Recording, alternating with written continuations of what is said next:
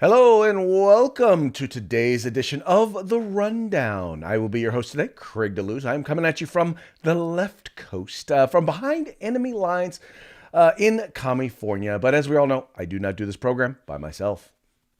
No. Welcome to the Thirsty Thursday edition of The Rundown. I am your co-host today, Mike P. Waworski, coming to you live from the East Coast, the coast with the most, here to bring you 2A news and conservative views.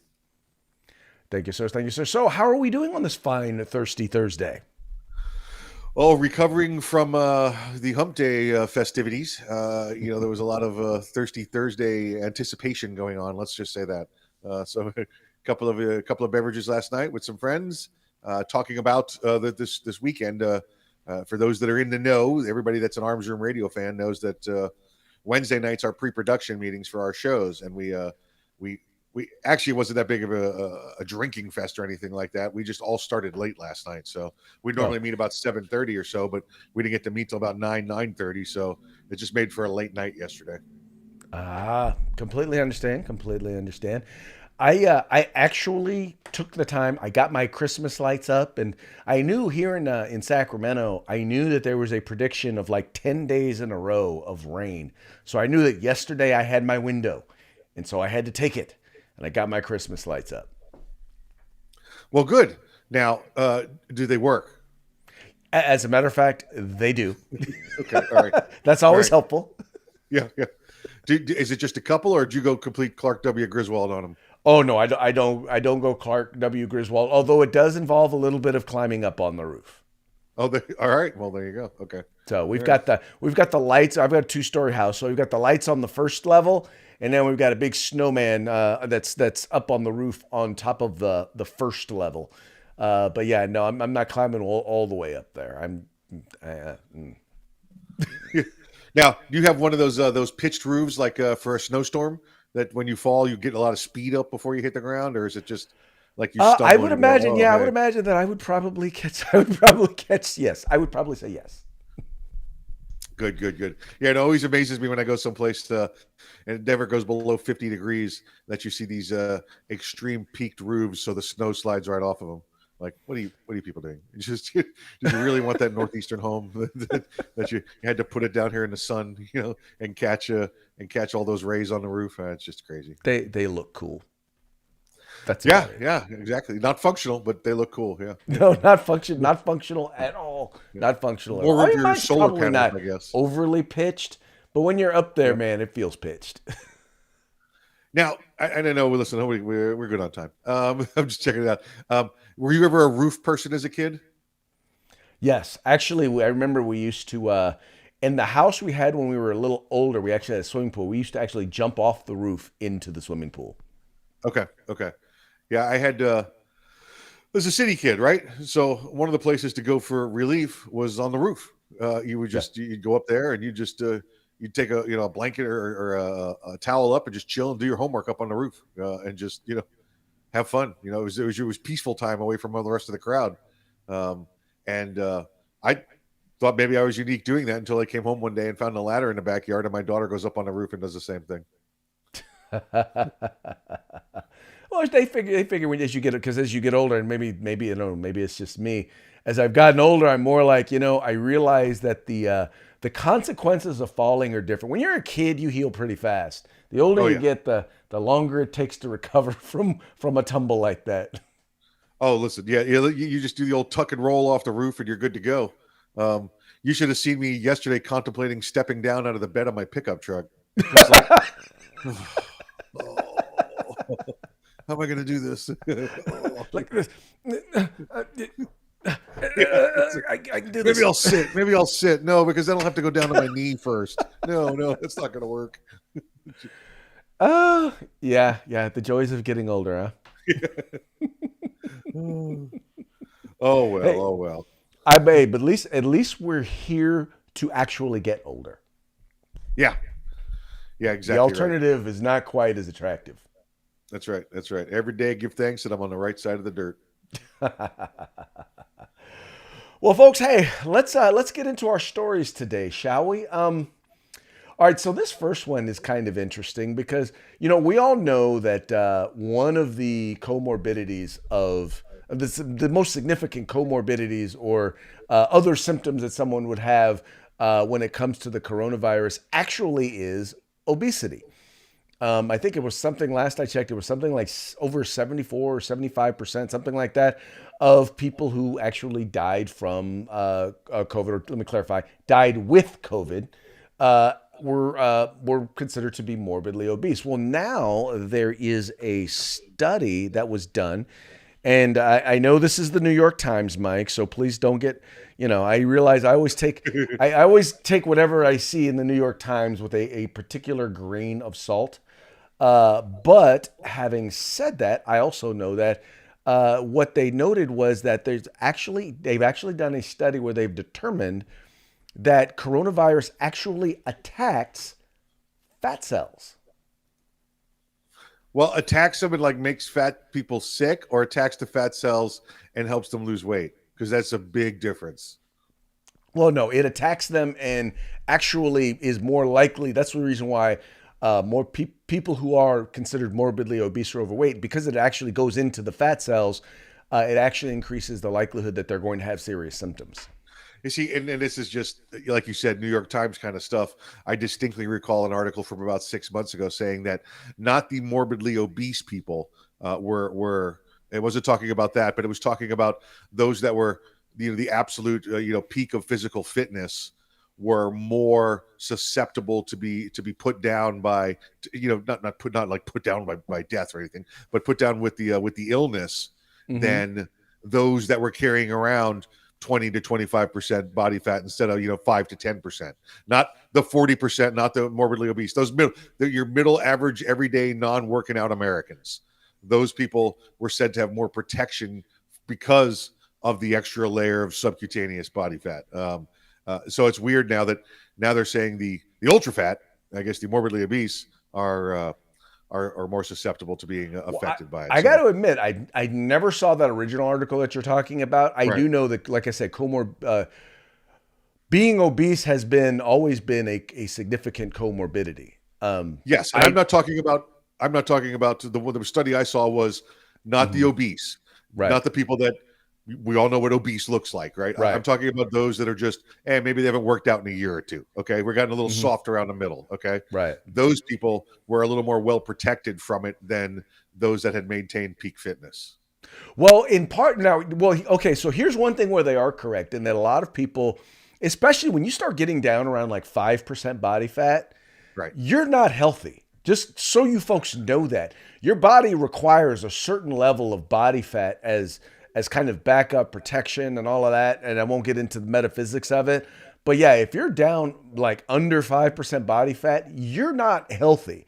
The other issue that they found with a lot of people who are that fit is when the symptoms of coronavirus first come on them, instead of stopping and resting, many of them try to work through it. Yeah. And as a result, they keep working out, and as a result, their immune system goes into overdrive, and causes the symptoms sometimes to get even worse. Yeah, no, let's be clear too, Craig. The 5%, you can have that in healthily in professional athletes or people that maintain their fitness, because they eat properly. Where they eat the extra fat and they eat the extra carbohydrates a day to supplement that. That's why they have to eat 4,000 or 5,000 calories a day to supplement for what the body doesn't have, because they've worked it off. So there is that formula for that. If you're out there with 5% and you're a marathon runner, don't freak out because of what Craig and I just told you. You know what you're doing. Oh yeah, exactly. But if you're gangly, and I can see your bones in your ribs, and you're at 5%, and you look like a Holocaust survivor, that's obviously an issue. Yeah. Well, like for example, I'm talking more like bodybuilders. Like when bodybuilders are in competition shape, they're not healthy. Well, and you and I have both been there before in competing, whether it be for strength or for show, and you'll do that last week with zero fluids to get the cut appearance, and you're not looking good. But you're looking good, but you're not healthy. Exactly. Right. Yeah, crazy though. But yeah, so here's the thing, and this is one of the things you generally will not hear from the medical community, is that's the reason why. Hey, guess what? It's good to eat right. It's good exercise. And guess what? It actually is probably will play a significant role in reducing the likelihood of you having the serious effects of COVID. It's one of the many, Yeah. many other things that you can be doing other than just getting the jab. Yeah, yeah. So again, folks, the moral of the story here: if you find yourself obese, morbidly obese, you may want to look at hitting a nice clean gym or getting a little bit of exercise or eating a little bit better, because the healthier you are, the more resistant your body's going to be to the COVID.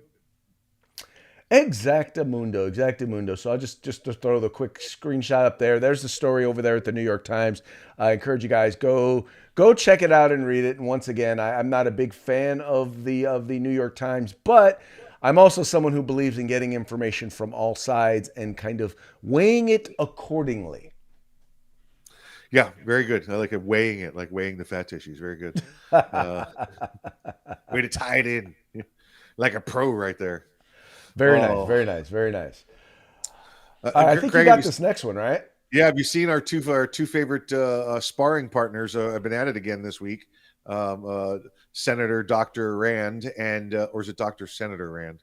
Have and the Fauci, the Dr. Fakey, have been at it once again.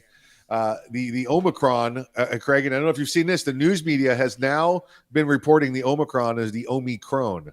They're no longer saying Omicron; they're calling it the Omicron virus.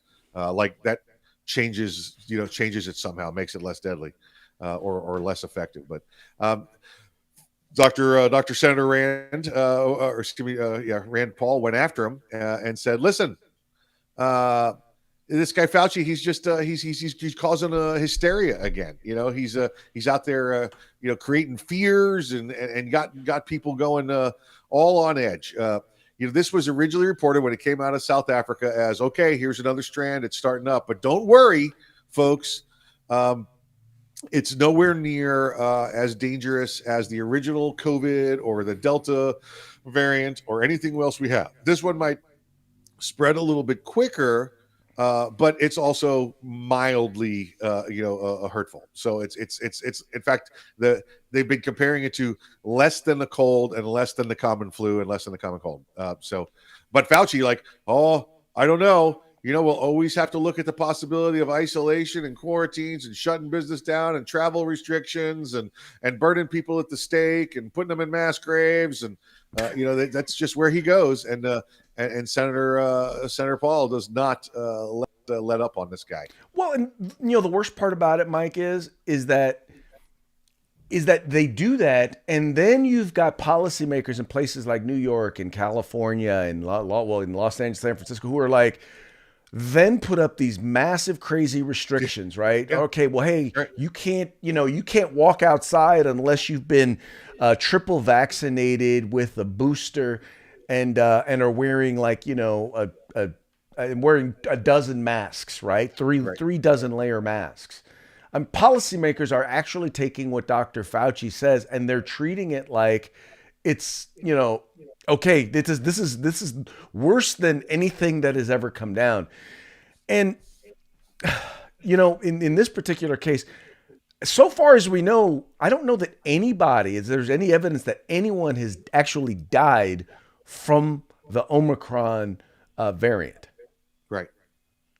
So if Yeah, no I've one's not seen died, anything. if I've it's not seen anything. if it's less virulent, I mean, not virulent, if it's less fatal, right? And who cares if it gets infected? Some people are saying this may be the endemic variant, the one that everyone can get and everyone can live from and everyone can develop strong immunity. Yep. There you go. Yeah, I don't claim to be a doctor or anything like that, but I know that I can follow the science, and that's the number one critique that Rand Paul has is he just doesn't follow the science, and he's promoting this hysteria, and then you got Biden doing it, and all these other folks who are then pushing this hysteria about it. And I think you made up the point when we were doing kind of the pre-show. It's like, what was the headline you used as an example of how they're promoting the hysteria? I'll let you do it. Oh boy, that's like 20 minutes ago, and you want me to remember that now? Well, it was when you said that this strain is more contagious. Yes. And 1,100 people a day are dying of Oh yes, COVID. exactly. Yeah, they had it on the news yesterday. I was watching local news, and they said, uh, there's the new strain of Omicron is out there. It's less deadly yet. 1,179 people continue to die a day, but they Right. didn't say from what. They They just didn't said say from they didn't say from 1,100. Omicron. They didn't even say from coronavirus. For No, all we no. know, it was with Yeah. coronavirus. Yep. Yeah. Yeah. Yeah, because the news has got to drive that, right? And if Fauci said it, it must be fact, right? And Science faction. it's that level of irresponsibility that frustrates the heck out of me. That you're like, look, you guys are just making this worse. You want Yeah. people to take you seriously. You want them to take COVID seriously. But the problem is they can't take you seriously because they just don't tell the truth. Yeah, absolutely right. It's all about their agenda and their control, and that's what they want. Listen, Fauci's been the least important person of any administration and any government workplace for the entire 40 years he's been there.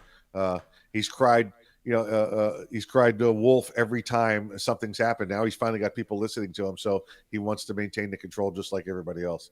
And every time he sees it fading away, it's but death might be around the corner. So. Exactly. Well, let's move on to our next story. All right, let's. Speaking of President Biden, let's go, Brandon. There was a holiday boat parade in Yorktown, Virginia, and then if you've ever been a part of a boat parade, it's everybody gets on their boats. They run up and down the river or down the bay or wherever it happens to be, and they put all the Christmas lights they can on their boats, which is not an easy feat because of it's AC versus DC. You've got to wire it up properly. Bring extra batteries. You got to do everything to do that. So it's not an easy feat to put all these extra decorations and lights on a boat. Well, they have this one boat, and it was a clear winner with all the lights and everything on it. And I guess because they do this during the evening hours, right? I guess once the boat pulled back in, it had already been declared the first place winner. When it pulled back in, they realized that the boat had the stickers and signs all over it that said "Let's go, Brandon."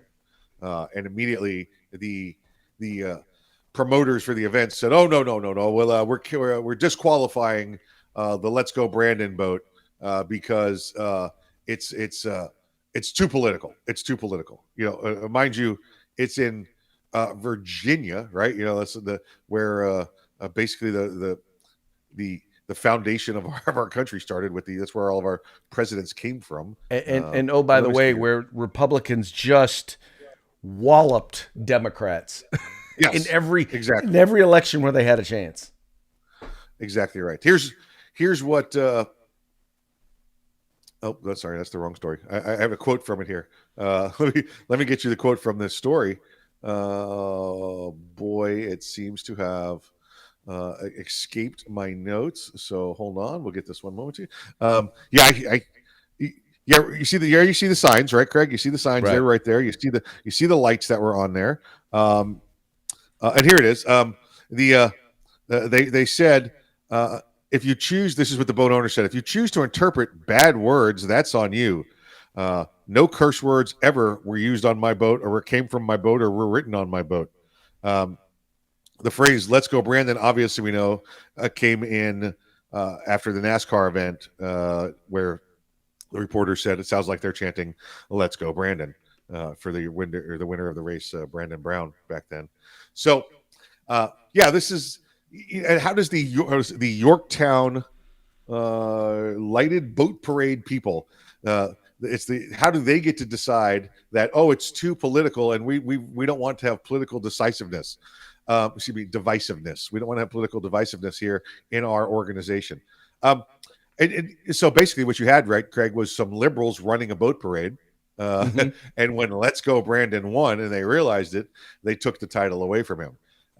Because I don't care where you go, you can't say our organization has no politics. And we know what they mean. It means our organization has no conservative politics. Well, exactly. And, once again, the vote was decorated. The boat had the best decoration. Just because people didn't like the message, and all the messages is, "Let's go, Brandon." Now, how you choose to interpret that is how you choose to interpret that. But last I checked, Let's go, Brandon. Um, none of those are bad words. None of those are foul words. None of those are denigrations. If you choose to take it that way, then that is on you. But because people keep trying to change the English language, they want to put beliefs and meanings behind things. No, I'm sorry, I'm not buying in. I'm not buying into that. No, I am not either. I am not either. I see this as no more hurtful than "Go Army, beat Navy." Okay, that's really what you're Hey, saying. You're those are supporting. fighting words. I mean, come on. You're saying one. Well, listen. First off, Army's 8-4 this year, and I think the midshipmen are 3-8. So I'm not really. I'm looking forward to a really good Army Navy game this weekend. Or a really bad one. Yeah. Well, yeah, exactly right. Yeah, listen. As a loyal Army, current reservist and veteran, longtime veteran, let's just say, come on, beat the spread, baby, beat the spread. It's, nice stuff. Nice stuff. Okay, this next story, Mike, is not so nice. And I am, as you know, I'm a school board member here in the state of California.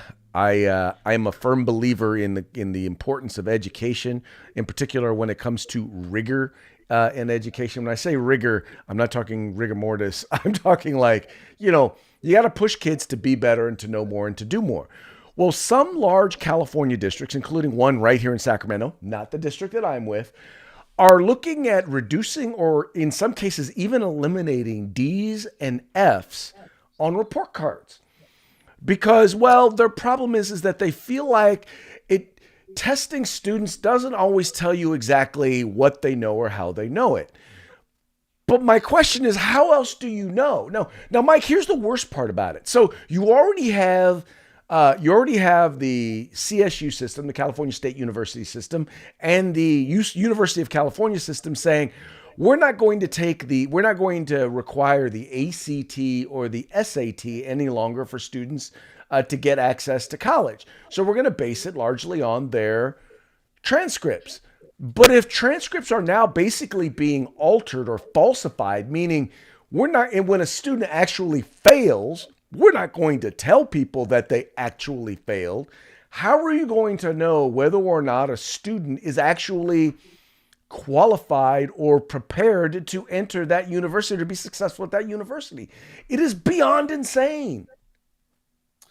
Craig, let me say this. As a young junior high schooler and as a young high schooler, I also eliminated D's and F's from my report card when they by studying. Well, no, by a little bit of pen and pencil on the way home. So, take care of business, right? Oh no, Mom, we didn't get report cards this semester. It's the weirdest thing. It was crazy. So yeah, right. That's how you take care of a D and F is you study, right? If you apply yourself, you focus. If you've got too many extracurricular things going on, you eliminate. You find you have to focus on number one, which is the schoolwork. Hopefully you're not having to study critical race theory or something like that there in the Sacramento school district, but that's what you have to do. You tighten up and you focus. If you take away all the things that can harm people or offend people or scare people, then you're going to end up with nothing. You're going to end up with a generation of the overly timid and never been offended, and will have no idea how to walk across the street without stepping in a puddle because it's never happened to them before. Craig, it's adverse. I don't know what to do. Well, it's weird. It's like saying, you know what? I'm having a real hard time losing weight, so I'm just going to get rid of the scale. Yeah, there you go. Yep. Scale's gone. That's it. And now you need to get bigger chairs. It is idiotic. Or even better, if I'm shooting my gun, I'm having a hard time hitting my target, so I'm just going to get rid of the target. There you go. And my target's now the air, so I shoot and I win every time. You win every single time. That's right. I cannot believe. This is just beyond, and now mind you, this is the same state that is actually making it so that you're not going to be allowed to take higher math, like algebra 2, trigonometry, pre-calculus or calculus until your junior year of high school. Yeah. Because some people are offended. Some kids feel bad because they're not achieving those levels of math until later in high school or even college. So in order to level the playing field, we're going to now remove the ability of anybody to be able to take these higher levels of math. And this is the real problem with this idea of quote unquote equity. See, there's Yeah. equality, which is we get treated the same, right? I Right. make sure you have the same opportunity. You make sure that I have the same opportunities that you have. That's equally the same opportunity to succeed. What they want is equality of outcome. And the problem with that is this is that the way they want to do equality, especially based on race, it completely and utterly ignores individual effort and individual talent. Yeah. And so when you have someone who maybe is better at math, the only way in which you can guarantee, or not even you'll never guarantee it, but the only way in which you can push for them to have equal outcomes is by bringing the person who's higher lower, right? There So you in go. other Right. words, we lowered the scale for everybody. How is that helping our kids? How is that helping anybody? Yeah, this is even worse, right, Craig? Because normally before you would just you would put the curve in there, and you would give the average score for everyone, and that way, remember the smart kids stop working as hard, and the dumb kids don't work at all because they knew that they were counting on the smart kids' grade for the curve, and they all end up right in the middle with the same grade, right? This is even Mm-hmm. worse. Now the smart kids are still doing the smart work, and the dumb kids just got two promotions. Hey, listen, we know Right. you got an F, but now it's a C. So, Well, by here's by the my way, Craig, suggestion. when I that's think here's what we what ought to do. We ought to just you ought to look at your party registration. If you're a Republican, then you get someone who actually got real grades, right? And yes, if you're a Democrat, then you should get the doctor who had their D's and F's scrubbed. there you go. If There you that's go. what you Yeah. feel about education, then you be the one to have that person, teach your kids, or you be the one to have that person operate on you when you go to the hospital. Because Right. I don't want that guy representing me in court. That's right. Right. What is it? You know what they say? What do you call the guy that ends or finishes last in his medical class? Doctor. Doctor. Yeah, doctor. So Um, let's not make finishing last like, you know, some it's still a paste trophy. feeding. Yay! Here's your trophy. You made it. Thank you. Yay! Now, does this mean more money for California schools because none of them now will be graded with a DNF grade at the end of the school year? I have no idea what it means, man. All I know is that we are educating our children into imbecility. I could see this happening though at the schools because folks, if your school gets rated at the end of the year an A through an F, and that depends on the state funding and federal funding they get. So, do you think now when they go back to California schools and the feds say, well, "Listen, we graded you an F," this school's going to Well, say, "No, no, we got rid of Fs. We can only have a C." Oh, well, it okay, may we'll give you a mean C that instead. then it may mean less money because they actually give more money to schools that are failing. See, what they should do is give more money to the schools that are succeeding. That way, the schools that are failing have to go away, and those students could then transfer to schools that are succeeding. Well, there is an initiative that's going to be on the California ballot, which actually would do just that, where the money would then follow the kids.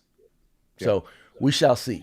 In that case, then, if you're doing well, parents like what you're doing, then that's where the money will go. Yep. There you go. That's it. That's it. Funny how that works. Funny how that works. Yep. All Yep. right. You really wanted to make sure this next story got on the program. So I'm This going to let this you take the lead on this one. this story is just close to my heart, your heart. I know it is.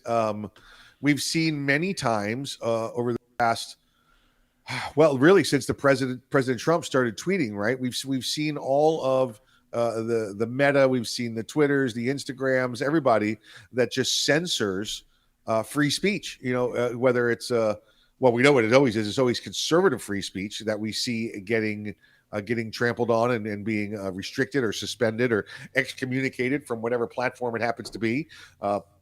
We see them shutting down the servers of new platforms when they come up, like Parler happened. We see them resistant to what former President Trump's new social media platform is. It's just they must control the media and they must control the message. Well, there's this young woman, Craig, who's out there, and she continually is having her accounts deleted because, and again, I feel her pain here because she's damn pretty. She's a very pretty woman, very very beautiful person, and as a beautiful person, the people are doubting that she's real. She gets complaints from other women that like, you're not real, and they file complaints, and her stuff keeps getting shut down. Her name's Veronica Rajek. She was Miss Slovakia, one of the finalists there in 2016. Currently lives in Manhattan Beach, California. But she is just, Greg, her picture, she's such an attractive woman that her pictures look like the fake ISIS requests you get in your mail every day. Now, are you familiar with those ones? Oh yeah, I most definitely am. Once again, in the pre-show, I was joking. The reason why I finally relented and said, you know what, we got to do this story, was because I literally had someone who was an attractive person. You get those fake requests. Attractive person, boom. Oh, that's not someone I know. Turns out it actually is someone who I don't necessarily know them, but I know of them, and I know several people who know them. But I deleted the friend request because I was like, oh yeah, it's ISIS. Yeah, every time you get one of those, it's like a account created 12 hours ago, and you take a look at it, you're like, nice try, ISIS, nice try. But you know what I do before I delete those? I go through their friends list and see how many of my friends fell for it, because then I like to point that out. And be like, yeah, you're like, so how's your new Nigerian prince friend? Or how's your new ISIS buddy? Just whatever it happens to be. But Veronica, she's real. Do you have the picture of Veronica? You have her story there? Oh, well. All right, so here we go. Too beautiful for Insta. There she is. That's just your average, good-looking, former Slovenian, now current, or Slovakian, Manhattan Beach girl right there. But evidently, her pictures are causing a storm, and they keep deleting her. And I get it. I feel for her. It's tough to be, an attractive, smart, outgoing person, and then have your stuff sometimes taken seriously. Yeah. If you got a friend request from her, I mean, you would assume it was ISIS. Who, her? Yeah. Well, first I would do my research. I'd check the story, check the background. If she was real. Let's see.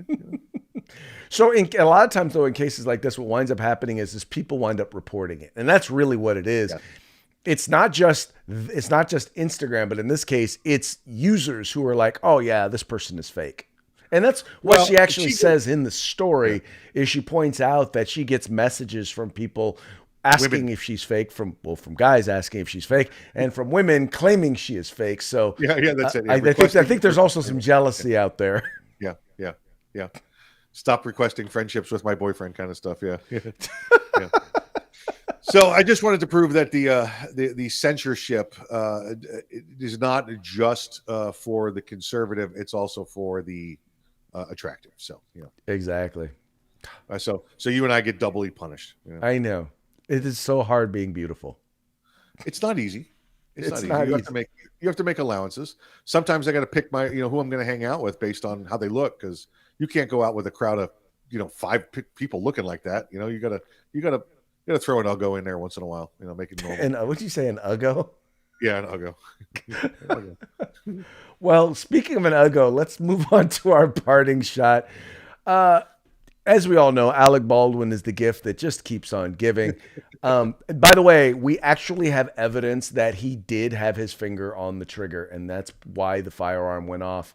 And there's the photo right there. That's the photographic evidence that Alec Baldwin had his finger on the trigger. That resulted. I believe that's right before it went boom. That was just before it went boom. Yeah, then they argued about who's going to clean up the car. Right. Oh, do you see the sign that says, "I'm not even going to go there"? I'm not even going to go there. We're not going to go there. This is a family show. Yep. But if you've seen Pulp Fiction, you know how the rest of that line ends. Yep. It's a Royale with cheese. It's a Royale with cheese. Exactly. Yep. All right, folks. Time to shout out for our sponsors, dude. Hey, let's say hello to our good friends at Guerrilla Machining, a Grid Defense, and then, of course, the California Republican Assembly. Very much appreciate you guys visiting them, letting them know that the folks over here at the Rundown sent you. We will see you again tomorrow. Tomorrow is Feedback Friday, so please remember to tune in. We will be taking your comments. We will be having conversations at the normal time. Once again, 2 p.m. on the West Coast, 5 p.m. on the East Coast. Please remember to like, share, and subscribe, and encourage your friends to do the same. Holla at you tomorrow. Hasta mañana.